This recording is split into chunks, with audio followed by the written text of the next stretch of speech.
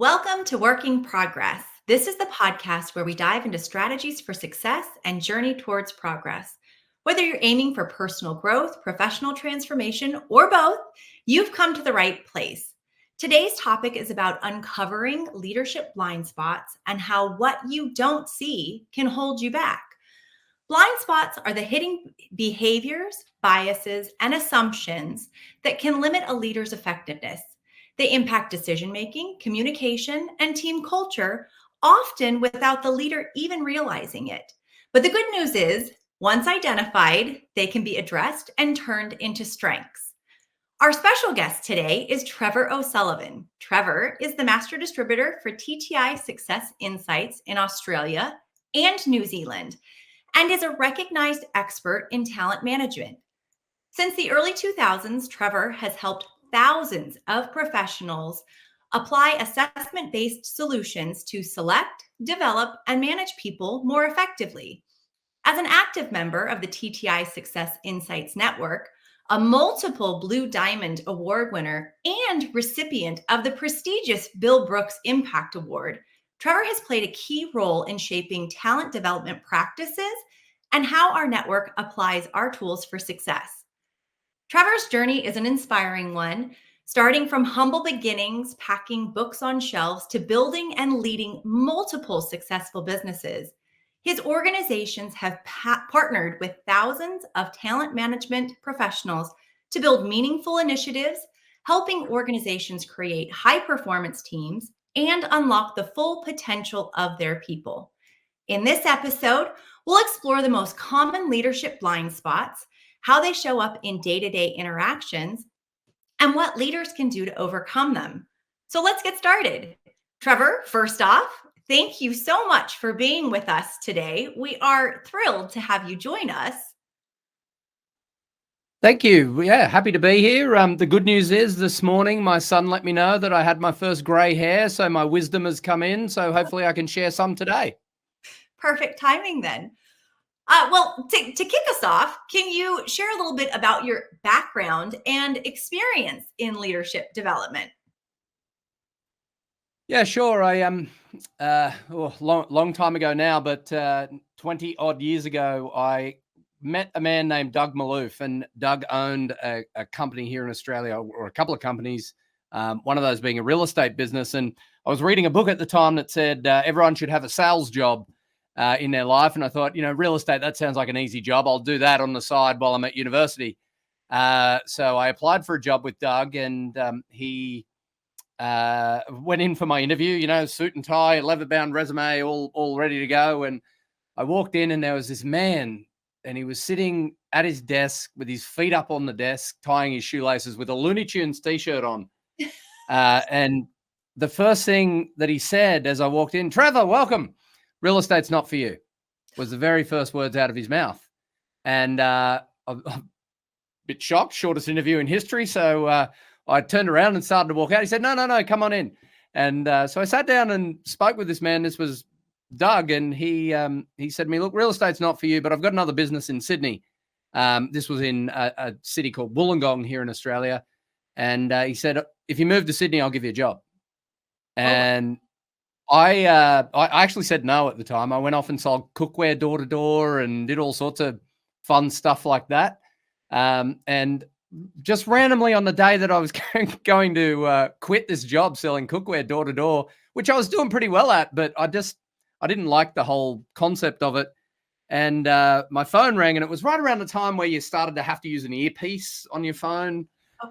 When you were driving, like you weren't allowed to, or they were starting to fine you for driving with a phone. And I never answered private numbers, and Doug would always call from a private number. He'd been calling and leaving messages like, "When are you going to come? When are you going to come to Sydney?" And finally, just by chance, I answered it in the car and wasn't able to look at what the number was, and it was Doug. And the next day I went to Sydney, joined him in his office, and I started a job which he called Packer and Stacker, which basically meant Doug was a speaker out on the circuit. He's very well known throughout the world. Had a business that sort of had this recruitment business, sales training, and the TTI assessments all kind of rolled into one. But the main thing that he did was, as a speaker, he was going out and sharing these ideas and then that was generating the business for the rest of these businesses. And so it was the greatest job you could have in your 20s. Dougie would have you drive him around because he was in his 70s, and he would have me drive him around, and he'd like, I'll just go over to that store and get me a orange juice, and he'd give you a $50 note, and you go and buy this orange juice, and you'd go to give him his change, and you go, no, you'll use it, don't worry. And so every time I sort of went to buy an orange juice, I'd make $45. It was a good deal. But over time, Dougie kind of kept me in that business, and I became a recruiter in the business. So we offered a full recruitment service, but we still had these assessments over on the side, and it was always something that kind of interests me. So for me, the leadership development stuff kind of came into the training side of our business as well. And then over time, we just, grew more and more toward the assessments. And, eventually I ended up buying the business from Doug. Over the years, TTI sort of, we separated that business out, and it became its own entity. DTS still operates today. That's a really proud part of, who I am, keeping Doug's legacy alive. Doug passed away 5 or 6 years ago now. But, big part of, my life and my professional career was meeting Doug and kind of getting to be around such an inspirational human. And his approach to learning and development was really quite funny. Like he was really simple, really to the point. He was really funny. But his way of doing it in-house was he would invite people in for training or coaching or whatever. And he'd walk in and say, "Oh, this is Trevor. He'll look after you." And he'd walk out. And so you have to learn by jumping in the deep end and just getting it done. So, but he was such a big part of my professional career and who I became as a leader, and understanding who it is. So, who people are. So big part of my job now, I'm a dad and a husband. That's really what I do these days. Yes. I met my wife at the TTI conference way back in the very early 2000s. So she's been out here for 20 years now. So she's an American and came out to Australia 20 years ago. So beautiful. Trevor, tell me, what exactly are leadership blind spots, and why are they so important to address? Yeah, so I was putting some thought into this, just, given this was a topic you wanted to talk about. And the couple of words I came up with were three things I thought they're things we don't, won't, or can't see. Mm-hmm. And what I think about in terms of that is, a don't is a true blind spot. Like I really just don't see it. I thinking about it from a learning perspective, I don't know what I don't know. Mm-hmm. I've never been made aware of this thing. I don't even know it's there. The can't, as in I can't see it, is I'm blind to it, but people have started to kind of alert me to this thing. They're mentioning it to me. They're letting me know that, hey, when you were interacting with Shaunna, it seemed like it put her off a little bit, or, whatever it might be. So I think that it's sort of that starting to become aware of that thing. Okay. But then I think, and I think this can quite possibly be the worst kind of blind spot is the won't. Others have made us aware, but we're not willing to accept it or act on it or do anything about it. And I think that's the, that's the dangerous one. Yep. Where we're not willing to act on that feedback. So I think they're important to address, because these are the things that really help us to grow and create sort of positive relationships. Mm-hmm. But they're also the things that really easily derail those relationships too, and we don't even know we're doing it. So that's why it's really important we become aware of them. So what are some of the common blind spots that you have seen in leadership, Trevor? I'd sort of go, and this is it's an interesting question, because I think about them in two forms. There's the limitation form, which we all think about, right? It's that situation of, Trevor is too direct, or too, makes people feel uncomfortable, or, whatever the limitation is, the thing that holds us back. But I think there's another kind that we don't often think about, and it's that hidden strength that we've got. So that's a blind spot too, right? We're not willing to use this thing because I don't believe I've got it, or I don't know I've got it. A common one that I sort of think about, if we put it in TTI language, in the DNA, you've got planning and organizing. Having a really high score on that can be seen as being really good. Yeah. Having a low score can be seen as really bad. But having a low score, the hidden strength in that is, hey, I'm really flexible. I can flex really easily, might be the hidden strength in that. So I think they take those two forms. So what are some red flags that might indicate that a leader has a significant blind spot then? So I think there's probably a few things to kind of think about here. And the first thing is, like, a blind spot by its definition is we're blind to it. We don't know it's there until other people make us aware. So I think it kind of sits with other people first, is we notice it in the way that other people are interacting with us. So a couple of the things that, we might kind of think about in this case would be, like, what kind of feedback are we getting? Is the feedback coming in and it's sort of unexpected feedback? It's not what I would have thought someone would have said about me. The other one that we might see might be sort of frustration or discomfort with others when we're around. When we enter that situation, people kind of clam up, or they sort of, maybe become a bit tight-lipped, or they sort of naturally navigate away, those kinds of things. The other one might be, just people avoiding us, like, might be another thing, whether it's in a specific situation or it's all around. People just don't involve us in things. So I think they're probably the common ones, because, again, people aren't always comfortable bringing these things up with us. So sometimes the easiest thing to do is just avoid. Yes. And that's a big consequence when it comes to that unrecognized leadership blind spot, is that as a leader, you don't want your employees or coworkers or partners to shift away from you, right? Yeah. And, by definition, to connect to that idea is, by definition, to lead means we need people to follow us. Yeah. People need to be willing to go along. Now, you can use positional power or coercive power to get people to follow you. That's all well and good. We've all got kids. We've all tried it at some point. It doesn't always work, though. And it doesn't work with adults. So, it might work for a little while, but it's limited, and people don't trust you if you force them into things. We want to convince them and help them come along and see the reasoning behind those things. So for me, I always sort of come back to this idea that people won't follow people that they don't like or trust. Correct. And the way that we build, that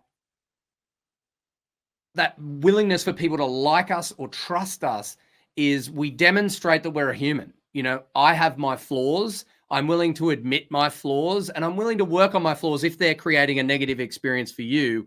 If we're going to build a positive relationship together, then I need to recognize that I can affect you in a positive way or a negative way. And, it's my role to try to affect you in the most positive way that I can.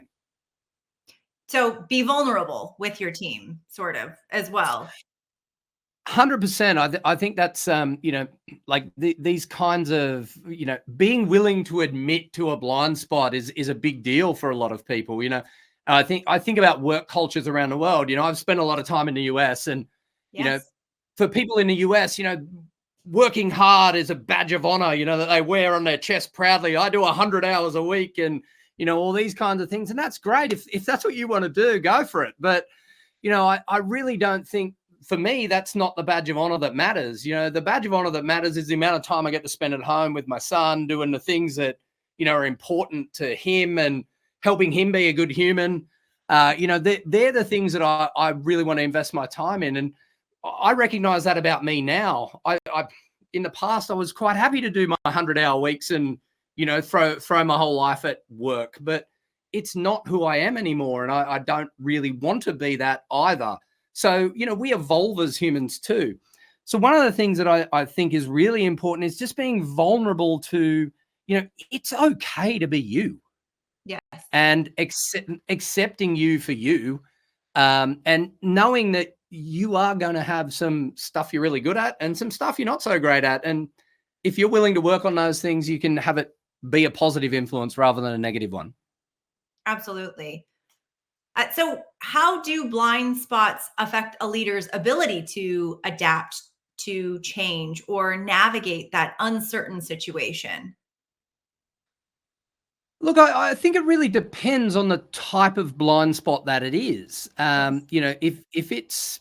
If I've got a blind spot for planning and organizing, that's going to affect it in one way. But if I've got a blind spot that's a relationship trait, that's going to affect it another way. And I think a lot of the time the way we think of these blind spots might be sort of more in that relational kind of side of things, where people are thinking about how does it impact everyone else around me, or that they're often the blind spots that are highlighted, at least when it impacts someone or some group. So for me, I think when it's a relationship trait, that's probably the biggest one, Okay. because our ability to be relatable, as a leader, that's really the crux of being a leader, right? It's getting things done through other people. So you need to be able to relate to as many people as possible and impact them in a positive way so that they'll come along with you. Absolutely. Kind of what you mentioned before. You want your employees to trust you, and you also want them to like you, because when they do that, they're going to be more productive. They're going to work harder. All of those things. One thing that Yeah, you look, mentioned. I think it's sorry. Go ahead, Trevor, please. Yeah, look, one of the things that I think is important about that whole like you, trust you thing, I think at the end of the day, we're all humans. Whether we want to be liked, depends on who you are as well. But I think people are more likely to give their all, to put in the extra effort when they do actually like you, when they respect you, when they understand that you have their best interest at heart. Absolutely. So you mentioned this a little bit ago. How can a leader become more aware of their own blind spots? Yeah, so I think there's a few things, and I've sort of got three ideas for this. Some of them being, a shameless plug. I think assessment tools are one of the most valuable things we can use, because it's a non-biased way for us to have someone tell us a little bit about themselves and help them to see through a framework, whatever that framework is, whether it's behaviors or drivers or DNA or ACI, it doesn't matter, but it gives them a framework to look at themselves, Mhm. consider what that means to the other people around them, and whether it's helping or hindering their efforts. So I think that's number one. So some kind of assessment and great facilitation that helps unpack what are the positives in this, what are the potential negatives, what's good, what's bad. How do we help you find some of those hidden strengths in some of those things that you perceive as, whether it's a limitation or whether it's something that you don't believe you've got, but helping to sell people on their ability.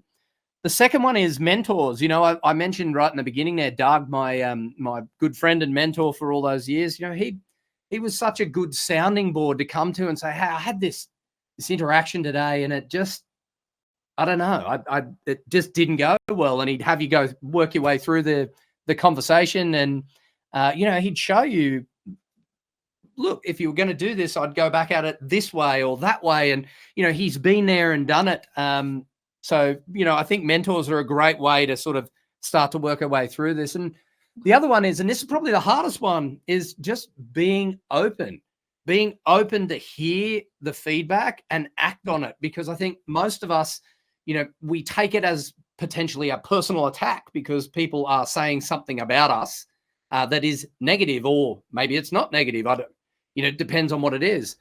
So I think it's really important that, we remain open and willing to accept that feedback, even in the sense that it could be negative. Absolutely. So for our listeners, we did release a new report on March 6th, the Talent Insights Leadership Report. Trevor, I know that you had a large hand in helping with that report. So how does the new leadership report really help those leaders identify and work through those blind spots? Yeah, look, I think any of our reports, as I said before, give a great framework to be able to, take someone through some of those traits that make them a unique individual, or areas they might be able to work on to be, contribute more effectively, those kinds of things. But specifically in the leadership report, the new section that we helped write was the section called Productivity Boosters. And the idea of this section was really just to give leaders very specific ideas of what are some of the strengths we bring to a situation, what are some of the limitations we might be bringing with us. And this is probably the big one while we're here talking about blind spots, is some of the perceptions we might need to manage. We all know that the D style, and I'm going to use this word really really deliberately here, the word aggressive gets used to describe the D style. And typically for an American hearing that word aggressive, it's a positive thing a lot of the time. It's aggressively pursuing a goal, or pursuing something with energy and effervescence and those sorts of things. But in other English-speaking countries around the world, that word is actually really negative. To use the word aggressive here in Australia, for example, it is the negative version of that. It's a perception of, overly aggressive, using, let's use the bad word for it, the bullying type approach to get things done, which is not how it's intended in the report, but it can be how it's perceived. So part of what we wrote into that report and how we kind of approached that perceptions side of things was, let's look at some of the, negative words that might be used to describe each of the behavioral styles to help people understand this is what this trait kind of means to you as an individual. You ask one D about another D, they're not going to call them aggressive. They're going to say, oh, yeah, they're energetic. They go after goals. They're results focused, all these positive words. But you ask a low D about that same high D, they will use all those negative words. And it's not that they think that it's a bad thing necessarily. It's just they don't relate to those traits. So I think it's important, and what we're sort of hoping this section of the report can be used for is, creating that piece to translate high to low, creating that translation of, yes, you can be seen as being aggressive, and here are some of the ways you might be able to pull that down a little bit. Yes, it's actually getting a lot of great feedback, that specific section. There's a lot of, as you said, it's the productivity booster section. It really does. It was the time wasters for the other reports that we have, but it really is been rewritten and gives a lot of great ideas for leaders specifically.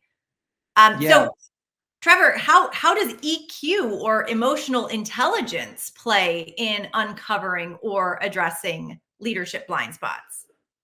Well, I mean, it's really the essence of the whole thing, right? You think about the 4 core traits. You've got motivation in there too, the willingness to do it, but self-awareness. The foundation of emotional intelligence we've got to kind of think.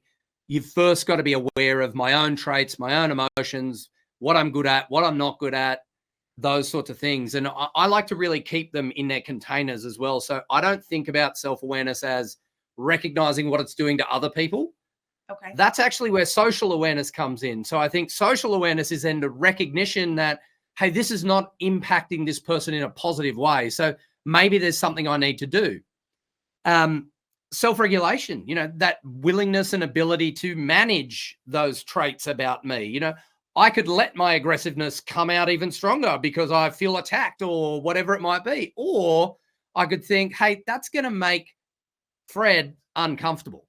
Yeah. So how do I get the best out of Fred? It's not with him cowering in the corner, calling me aggressive. It's not going to help Fred be at his best, and it's not going to have me at my best either. So I think that's where then the self-regulation, the social regulation and self-regulation connect. Is I've got to manage that trait within myself and try to translate it into another, into another person's language. And the way I've always thought about social regulation, I think this is ultimately the goal of emotional intelligence at the end of it, is it's really to manage each interaction so that we leave the people and or the situation just a little bit better than we found it. It's not to fix it. It's not to, change that person's world or anything like that. It's just start the momentum in the right way. Just leave them a little bit better than you found them. And I think that should be our ultimate goal in this, is just always just trying to leave each situation just a little bit better than we found it. Absolutely. I like that a lot, actually. So in leaving it a little bit better, how can an organization create a culture where a leader does feel safe acknowledging and addressing their blind spots? Yeah, look, I think you said it earlier with that word vulnerable, and it's often a bit of a dirty word in business. We don't always like to be vulnerable. We like to be strong and perceived as, but I think that's true strength. Is vulnerability is strength, because if you're willing to be vulnerable with those around you, it actually shows a strength of character that others don't have. I don't need to be guarded about it. I'm comfortable with who I am, and I'm willing to show you what I'm good at, but I'm also willing to show you what I'm not great at too, and admit to those things. So couple of things that I think about in this case is it really starts at the top. The further up an organization you can get to be vulnerable, the more it's going to cascade down. It's much harder to go up than it is to sort of send it down. So I think as high up as we can get it is really the way to go. One of the simplest ways that people can do this is, willingness to share their TTI report with their direct reports and say, hey, here's what this thing said about me as possible limitations. You call me out on these if you ever see them. Simple little tasks that we can do. The second one might be sort of building it into the cadence of our organization, whatever the meeting structures might be. It might be one-on-ones, it might be those, but inviting that feedback from other people in an environment that's, safe and, people are willing to give that feedback. I've got a guilty pleasure, that series Below Deck. I'm a big fan, and it's a bit of a guilty pleasure. And in the Down Under one, there's a captain. He's an Aussie captain, and he makes whoever's made the biggest mess up on that particular trip, they have to wear the disco helmet out. Okay. When they go out together, and having a bit of fun with that. Hey, I messed up. We're going to have a little bit of fun with it. Yeah, you might feel a little bit silly, but you're not going to do it again, and he's put it on himself as the captain and said, hey, I messed up. So, I think they're the kinds of things that, make it playful, make it fun. The big one would be just remember it's got to start somewhere. Yeah. And no matter where you are in the organization, whether you're at the top, the bottom, the middle, wherever it is, but it can start with you. So if you want to be the first one to throw your hat in a ring, do it, and just see what happens around you. Sometimes by showing that vulnerability ourselves, you'll find others are willing to show it as well. That's great advice. So my final question to you, Trevor, even though you just gave us an excellent example, what is one piece of advice that you would give to leaders who are looking to improve? I sort of said it earlier, but it's know and accept who you are and who you want to be. Don't try to be, who other people want you to be. Be willing to accept that we're part of a group or a community, whether it's an organization, a family, a community group. It doesn't matter what it is, a church, any of those things. You can choose to be a positive influence in that environment or a negative influence in that environment. And, one of the phrases I use with my son is emotions are catchable. So, what we send out there, people are going to feel that as a result of interacting with us. So, let's try to be on the positive side. So the big stuff that I'd sort of say, I think add value there is investing time and energy in learning about yourself. It's going through things like assessments and, having people tell you, give you feedback and acting on that feedback. Try to become clear on what it is that you want as well and what you don't want as well. And then find a group, organization, team where they mirror those same things. I think that's really the goal. But at the end of the day, I think it's really about just be the real you. Find the situation, find the people, find the team where, one, they make you feel a little bit better each time you interact with them, but two, you can be that positive influence each time you interact and just leave every situation a little bit better than you found it. I love it. So be the real you, and also remember that emotions are catchable. Yeah. Well, that wraps up today's conversation on leadership blind spots, those hidden challenges that can impact decision making, team dynamics, and also just overall effectiveness. A huge thank you to you, Trevor, for sharing your valuable insights with us. We covered some powerful insights, from understanding what blind spots are and why they matter to identifying red flags, and some practical strategies for overcoming them. We also explored how self-awareness, feedback, and tools like the new leadership report can help leaders uncover what they might not see on their own. As we discussed, leadership is a journey, and growth starts with awareness. So whether it's leveraging emotional intelligence, creating a culture of open communication, or embracing feedback, the best leaders are those who continuously evolve. So, and as always, thank you to those of you who are tuning in to Work in Progress. If you enjoyed this episode, please consider subscribing, sharing it with a colleague or fellow leader, or just leave us a comment, a review. Until next time, keep exploring, keep learning, and keep making progress.